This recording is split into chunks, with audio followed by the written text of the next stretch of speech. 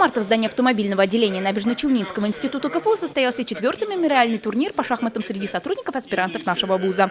В памяти Маркса Михайловича Фролова, ученого, профессора, шахматиста, общественника, в прошлом заведующего кафедрой эксплуатации автомобильного транспорта. Турнир открыл заведующий автомобильным отделением Хабибулин Рифат Габдулхакович. Он поблагодарил всех пришедших и рассказал о турнире, о его задачах, передал слово главному судье турнира Гончарову Виктору Ивановичу, который является международным арбитром и международным организатором игр по шахматам. Понятные, уверенные ходы, четкие, ясные решения на аналогичные действия соперника. Все доказывало, каждый пришел лишь за победой. Тем не менее, турнир прошел в очень дружественной атмосфере.